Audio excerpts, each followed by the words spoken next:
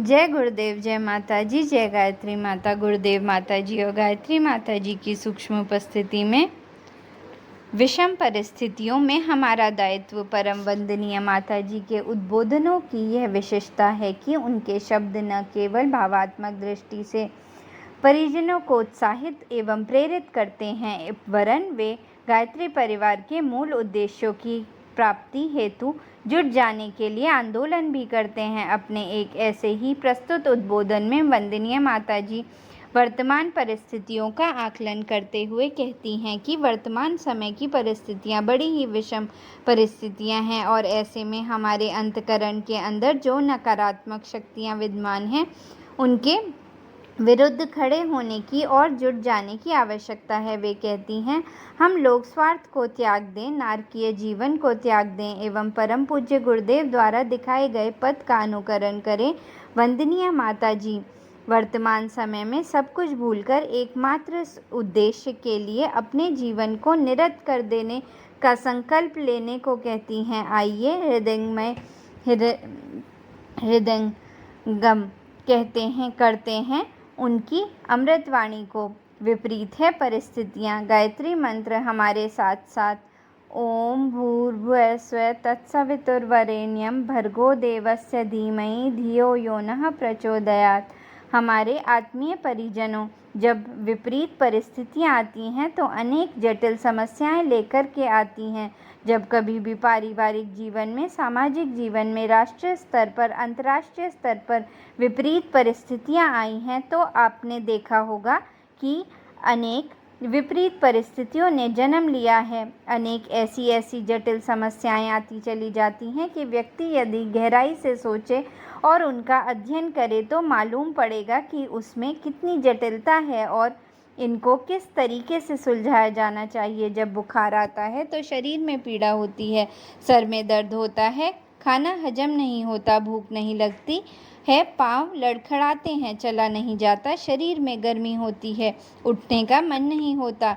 यह वे विपरीत परिस्थितियां हैं। ज्यों ही बुखार आया, बुखार के साथ साथ अनेक पीड़ाओं ने जन्म लिया। इसी तरीके से जो विपरीत परिस्थितियां आती हैं उनके साथ साथ उनके जटिल परिस्थितियां जन्म लेती हैं।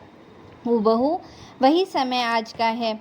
युग संधि पुरुष चरण का जो संकल्प लिया गया है, इन्हीं परिस्थितियों को ध्यान में रखते हुए यह 12 वर्ष का संकल्प लिया गया है। इसके बारे में कल आपकी गोष्ठी हो रही थी तो मैंने आपसे निवेदन किया था कि महाभारत में कृष्ण ने यदि अर्जुन को नहीं झंझोरा होता और यह नहीं कहा होता कि उठो, हमारे देश की, काल की और राष्ट्र की यह विषम परिस्थितियां हैं, आपको उठना चाहिए।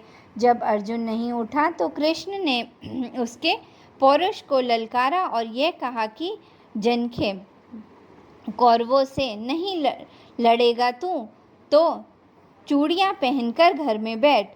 सामने परिस्थितियाँ दिखाई नहीं दे रही हैं, ये हाहाकार और चित्कारें कानों में नहीं आ रही हैं। उन्होंने उसके पौरुष को ललकारा और यह कहा कि जनखे, घर में बैठेगा नहीं तो फिर इन कौरवों से लड़, मेरे सारथी हम बनेंगे, तेरे सारथी हम बनेंगे। कृष्ण ने जब आवाज़ उठाई तो अर्जुन लड़ने के लिए विवश हो गया। उसको लड़ना पड़ा और लड़ना चाहिए। नारकीय जीवन त्यागें। हमारे अंतकरण में कौरवों का जो निवास है, मैं प्रत्येक से कहूँगी कि आप उसके विरुद्ध उठ खड़े हों। हमारे अंतकरण में जो कौरव विराजमान हैं, इनको हटाने के लिए, इनको मारने के लिए, इनको दबोचने के लिए, इनका दमन करने के लिए प्रत्येक परिजन को आगे आना पड़ेगा। प्रत्येक को अपनी रस्साकसी स्वयं करनी पड़ेगी और करनी चाहिए। यदि आपने नहीं किया तो बेटे, हमको भी शर्म आएगी कि आप हमसे जुड़े हैं, गुरुजी से जुड़े हैं, गुरुजी के शिष्य हैं, हमारे बेटे हैं। फिर आपने तो हमारा सर नीचा कर दिया है कि उस शक्ति से, उस समर्थ सत्ता से जुड़े होते हुए भी आप ऐसा नारकीय जीवन जिएंगे। आप नारकीय जीवन नहीं जिएंगे, आप आगे की पंक्ति में आएंगे, क्योंकि आप उस ऋषि की संतान हैं, आप उस संत की संतान हैं, उस महामानव की संतान हैं जिससे कि आप सर ऊंचा करके गौरव पा सकते हैं। बेटे, जो भी यहाँ आता है वह यह देखता हुआ चला जाता है कि प्रभावित होता हुआ चला जाता है, और आखिर यहाँ ऐसी क्या चीज़ है जिससे हर व्यक्ति चिपकता हुआ चला जाता है।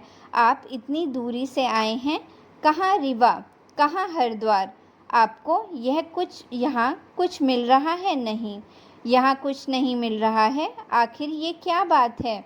एक ही चीज़ है, और वह चीज़ है हमारा स्नेह, वह चीज़ है हमारा प्यार, वह चीज़ है हमारी सदृढ़ता जो आपको खींच करके यहाँ तक लाई है। वह है हमारी प्रेरणा, वह है हमारा झकझोरनापन जो आपको यहाँ लेकर के आई है। इस शीतकाल के समय में आप आए हैं। कितनी ठंडक है आपके रीवा में? इतनी ठंड पड़ती है? नहीं, इतनी नहीं पड़ती। यहाँ पड़ती है। कहीं कोई अंश आपके अंदर ऐसा है जैसा कि हम चाहते हैं। बेटे, भगवान राम के समय में क्या भगवान राम ने अकेले काम किया था? नहीं बेटे, अकेले ने काम नहीं किया था। उसके साथ रीछ और वानर थे। रीछ और वानर कौन थे? वे देवता थे, और उन्होंने यह संकल्प लिया था कि भगवान राम के काम में हम हाथ बटाएंगे, हम हिस्सा बटाएंगे, हम कंधे से कंधा मिलाकर के काम करेंगे। नहीं साहब, हमारी तो औरत है, हमारी तो चाची है, हमारी तो नानी है। अपने स्वार्थों को छोड़ कर के हम कैसे आ सकते हैं? नहीं, परमार्थ के लिए नहीं, परमार्थ के लिए स्वार्थों को त्यागना पड़ता है। स्वार्थ को त्याग दें। जिसने स्वार्थ को त्याग दिया है उन कौरवों को मार दिया है। वही व्यक्ति सच में अर्जुन हो सकता है, और वही व्यक्ति सच में कृष्ण हो सकता है, तो ही कि परमार्थ के लिए आगे चलता है और सबको ज्ञान देता है। आप में से कोई भी हो सकता है। कृष्ण के समय में ग्वाल बाल थे, राम के समय में रीछ वानर थे, और बुद्ध के समय में उनके साथ अनेकों व्यक्ति थे। बुद्ध क्या थे? बुद्ध एक मार्गदर्शक थे, प्रेरणा थे। उनके साथ साथ चलने के लिए अनेक व्यक्ति तैयार हो गए, जिसमें कि एक आम्रपाली वैश्या थी, अंगुलीमाल थे, महेंद्र थे, और मित्रा थी। अशोक के दोनों बच्चे थे। उन्होंने यह शपथ ली थी कि हम बुद्ध का काम करने के लिए कटिबद्ध हैं। उनका नाम आज भी हम लेते हैं और बड़े गर्व से लेते हैं कि लोक मंगल के लिए व्यक्ति को निकलना चाहिए, और वह निकले। अकेले बुद्ध ने किया था क्या? नहीं, अकेले बुद्ध ने नहीं किया। किसने किया? जो उनके साथ जुड़े थे उन्होंने किया। और शक्ति किन की थी? शक्ति बुद्ध की थी। गांधी जी स्वतंत्रता लेकर के आए थे? नहीं, गांधी जी लेकर नहीं आए थे, लेकिन गांधी जी प्रेरणा स्रोत थे। लाखों व्यक्ति जिनके साथ में होते थे, लोभ और मोह की जंजीरों से निकलिए, उनको तोड़कर फेंकिए। जहाँ कहीं भी लोभ व्याप्त है, जहाँ कहीं भी मोह व्याप्त है, उसको तोड़िए। इन परिस्थितियों में हमारे कर्तव्य, अभी जो मैंने आपसे निवेदन किया था कि जब विषम परिस्थितियाँ आती हैं तब प्रत्येक व्यक्ति का कर्तव्य है कि उन विषम परिस्थितियों से टकराने के लिए, उनका दमन करने के लिए, लोगों का हौसला बढ़ाने के लिए आगे आना चाहिए। यदि आप लोगों ने यह हौसला नहीं दिखाया, आप लोगों की हिम्मत नहीं हुई, तो कल आने वाला समय हमको भी धिक्कारेगा और आपको भी धिक्कारेगा। हमको 1000 बार धिक्कारेगा और यह कहेगा कि यह बुद्धिजीवी थे, ये ज्ञानी थे, ये संत थे, ये ऋषि थे। हमने देख लिया इनका मिशन और देख लिया इनके ये बेटे। यह मत कहलवाना। हमको मरना मंजूर है, लेकिन कलंक का यह टीका लगाना हमें मंजूर नहीं है। कभी भी नहीं हुआ और आजीवन नहीं होगा। हम उस पथ के राही हैं कि हम स्वयं रोशनी देखते भी हैं और दिखाते भी हैं, चलते भी हैं और चलाते भी हैं, कष्ट साध्य जीवन जीते भी हैं और जिलाते भी हैं। आपने यहाँ कितने कार्यकर्ता देखे हैं, आपको मालूम है ना? यहाँ डॉक्टर भी है, इंजीनियर भी है और भी हैं बच्चे जो अपनी नौकरी छोड़ कर आए हैं। इनका त्याग कम है क्या बेटे? बिल्कुल त्याग कम नहीं है, उनका ज़्यादा है। लेकिन जब कहीं भी हम कमी पाते हैं तो निसंकोच उसको इतना कसते हैं कि बस ची बोल जाता है। बेटे तेरा त्याग एक और तेरी कमियां गलतियां एक और, जो सारे त्याग पर पानी फिरा देंगी। गुरुदेव का अनुकरण करें। आपने यहाँ हमारी जीवन मूर्तियों को देखा है तो आप अनुकरण करिए, गुरुजी का अनुकरण करिए, जो कि 18 घंटे श्रम करते हैं। पूजा उपासना उनकी अलग है, 6 घंटे की नित्य प्रति उनकी उपासना चलती है। लेकिन बाकी का कितना श्रम करते हैं वह आपको मालूम है? नहीं, आपको मालूम नहीं है। आपको ज्ञान है? नहीं, बिल्कुल ज्ञान नहीं है। जानकारी है? हाँ, जानकारी तो आपको है, लेकिन उस जानकारी को आपने हृदय में नहीं उतारा है। यदि हृदय में आप उतार लेंगे तो फिर आप यह नहीं कहेंगे कि हमारी अमुक कष्ट कठिनाइयाँ हैं, हमारे बच्चियाँ ही होती हैं, हमारे बच्चा नहीं हैं। फिर बेटे आप उसी तरीके से आएंगे जैसे समर्थ गुरु रामदास के पास शिवाजी गए थे और विवेकानंद अपने गुरु के पास गए थे। उनको क्या मिला था? एक ही चीज़ मिली थी, वह मिली थी शक्ति, वह मिला था साहस, वह मिला था पुरुषार्थ। क्या गुरुजी से मांगे?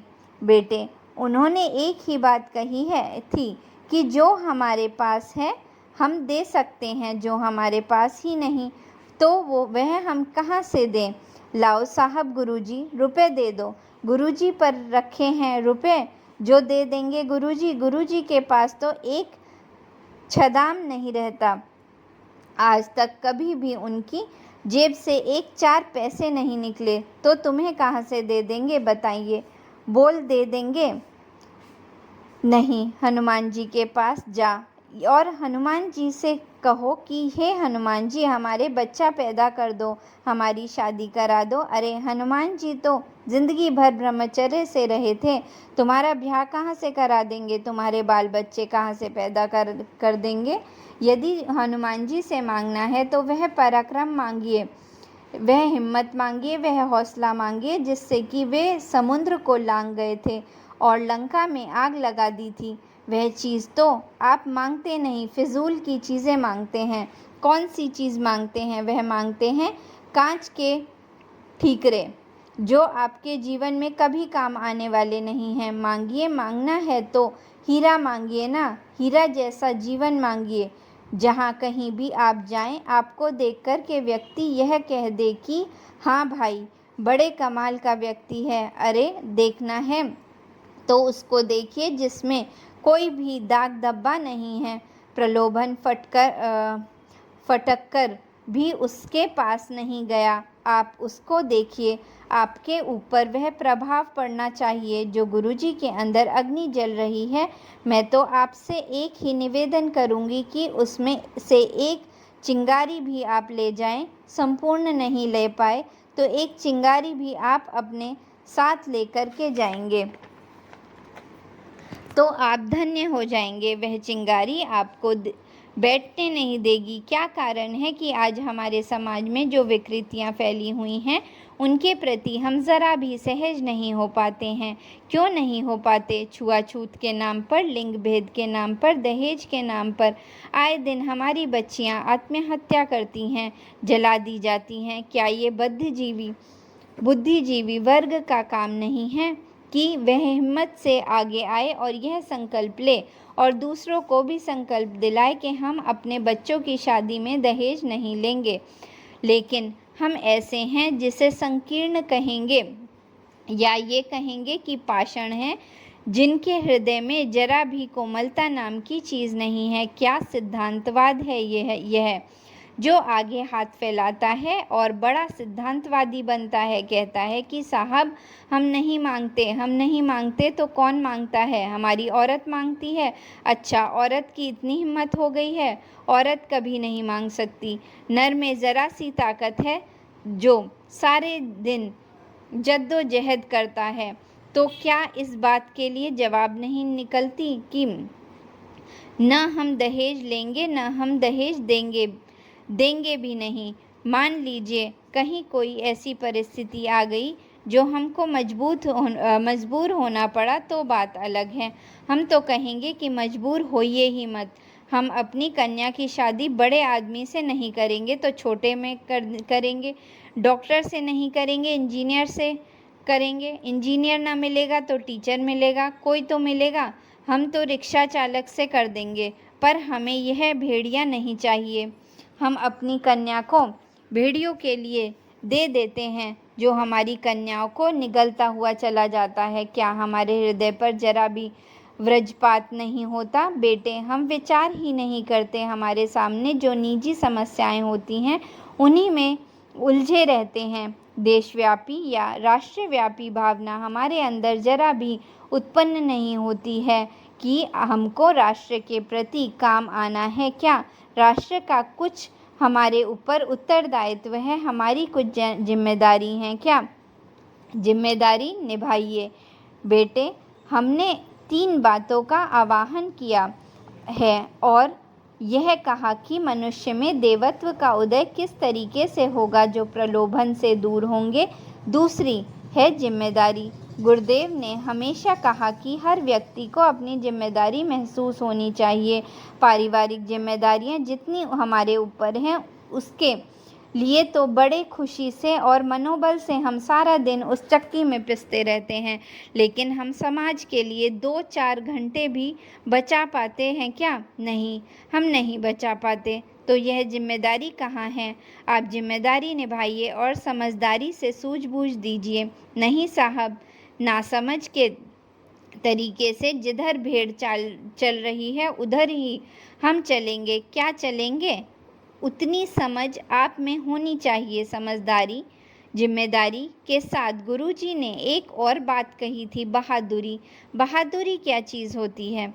अभी मैंने आपके सामने हनुमान जी का उदाहरण दिया, रीछ वानरों का दिया और ग्वाल बालों का दिया। मैंने स्वतंत्रता आंदोलन का भी दिया कि व्यक्ति किस हिम्मत के साथ, किस तेजी के साथ सामने आता हुआ चला जाता है। तो जो सारी विपरीत परिस्थितियां हैं वो चकनाचूर हो जाती हैं। आप तो इतने बैठे हैं। अकेले अकेले व्यक्तियों ने कितना कार्य किया है। गुरुजी ने इतना बड़ा संगठन खड़ा किया, विश्व का पहला नंबर का संगठन सन 1970 से 71 में तो यही चले आए। अपनी एक कोठरी में बैठकर पत्र व्यवहार से लेकर के, लेखन से लेकर के और वाणी से लेकर जो भी कुछ कर सकते थे वो सारा उन्होंने किया और इतना बड़ा संगठन तैयार किया। इतना बड़ा संगठन जो आज पहले नंबर का नहीं तो हमारा दूसरे नंबर का है। अब यह वह संगठन है कि जिधर हम अपनी सेना को भेज दें बस उधर ही बढ़ती चली जाएगी और विजय पाती चली जाएगी। हम जिस क्षेत्र में इसे खड़ा कर दें, राजनीति में भेज दें तो कमाल हो जाएगा। अभी हमको ऐसे व्यक्ति दिखाई नहीं पड़ते और जिस दिन हमको दिखाई पड़ेंगे तो राजनीति से लेकर धर्म नीति से लेकर सब में हम ऐसे व्यक्तियों को पहुंचा देंगे जो कमाल के हो जाएंगे। हमारा यही प्रयास रहता है कि हर व्यक्ति के अंदर कमियां तो हैं, लेकिन अच्छाइयां भी तो बहुत कुछ हैं। अच्छाइयां इतनी हैं कि बुराइयां दबाती हुई चली जाती हैं। उन अच्छाइयों को और आगे उभारना चाहिए। कमियों को कम करो, अच्छाइयों को ज़्यादा पैदा करो। अच्छाइयाँ आपकी पैदा होती चली जाएंगी तो बुराइयाँ स्वतः ही चली जाएंगी। बेटे, आपके पड़ोस में और समाज में जहाँ कहीं भी अवांछनीयताएं पाई जाएं, उनके विरुद्ध आपको आगे आना पड़ेगा। तो क्या करेंगे? फिर लड़ाई झगड़ा करेंगे? नहीं बेटे, लड़ाई झगड़ा करने की कोई ज़रूरत नहीं है। काहे की ज़रूरत है? विचारों से काटिए, सिद्धांतों से काटिए। उनकी ठोड़ी में हाथ डालिए, उनकी मिन्नतें करिए और जब वो नहीं माने तो तन करके भी खड़े हो जाइए।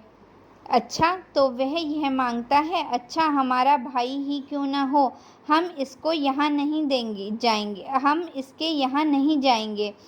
हमारा पिता है तो हमें इस पिता की बात नहीं माननी है, किसी की भी नहीं माननी है, हमें अपनी ही जीवात्मा को की माननी है कि क्या सही है, क्या उचित है, क्या अनुचित है। मीरा जब कृष्ण से जुड़ गई तो उसको एक ही धुन सवार थी, क्या था कि मैं अपने आराध्य का कैसा गुणगान करूं कि और कैसे मैं घर घर उस आवाज़ को पहुंचाऊं कि कृष्ण बड़ा शक्तिशाली है। उसके घर वाले आड़े आए और उन्होंने उसका विरोध किया, विरोध ही नहीं किया बल्कि जहर का प्याला भी दिया। वह पर जो जहर उसके लिए अमृत बन गया, कहा कि जहर से क्या डरना है, जहर भी कोई चीज़ होती है, देखा जाएगा।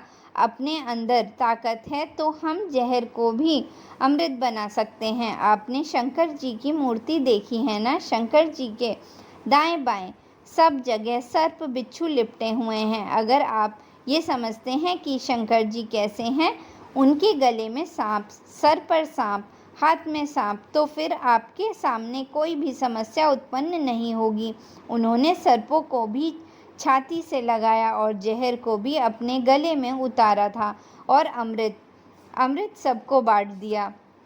फूलों की तरह बनिए, आप उनका कार्य करिए, शंकर जी जैसा कार्य करिए। आपने फूलों को देखा है ना, फूल जब भगवान के चरणों पर चढ़ता है तो डाली से टूटता है, और जब कोई तोड़ता है और मना नहीं करता, अच्छे कार्य के लिए कभी मना नहीं किया जा सकता। और जब उसको इतने पर भी संतोष नहीं होता कि भगवान के चरणों पर तो आ गया, मैं तो भगवान के गले से लगना चाहता हूँ, तो बेटे वही फूल सुई को समर्पित हो जाता है और सुई छीलती हुई चली जाती है, धागा पिरोता हुआ चला जाता है और माला बन जाती है। किसकी? भगवान के गले की माला बनी है। यदि आपको राष्ट्र देवता की माला बनना है और समाज का उद्धार करना है तो आपको फूलों के तरीके से, जैसे उन्होंने कष्ट सहा है, तो आपको भी कष्ट सहना पड़ेगा और सहना भी चाहिए।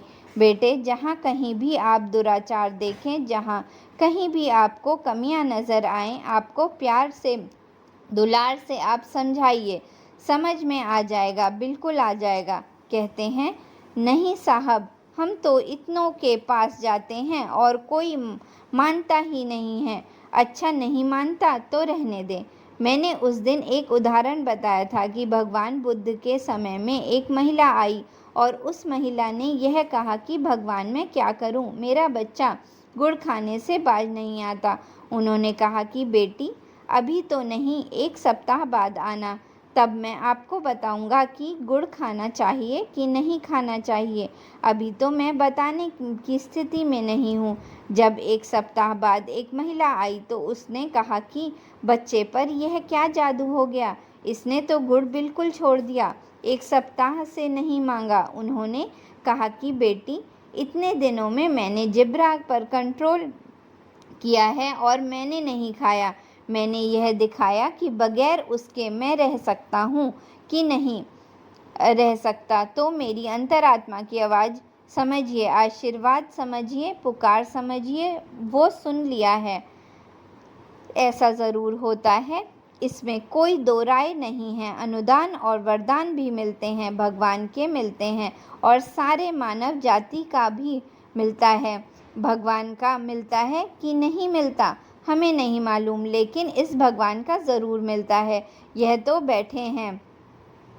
बैठे हैं ये भगवान का स्वरूप है। इनकी सेवा में इतना आनंद आना चाहिए जितना गायत्री माता की आराधना उपासना में आता है, वही आपको इसमें आना चाहिए, तभी आपकी उपासना संपूर्ण है। संपूर्ण उपासना में जितना लाभ है उतना एकांकी में नहीं है। एकांकी में स्वर्ग मुक्ति पा लीजिए, फिर क्या होगा? दूसरे तुम्हारे भाई बंधु नरक की अग्नि में जल रहे,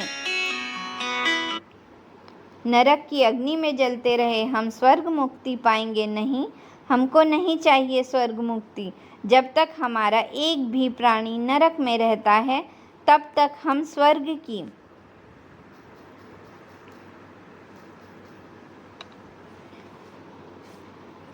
जब तक हमारा एक भी प्राणी नर्क में रहता है तब तक हमें स्वर्ग की अपेक्षा क्यों रहेगी। हमको स्वर्ग की अपेक्षा नहीं रहेगी, हम नर्क में ही रहेंगे। जय गुरुदेव, जय माता जी, जय गायत्री माता।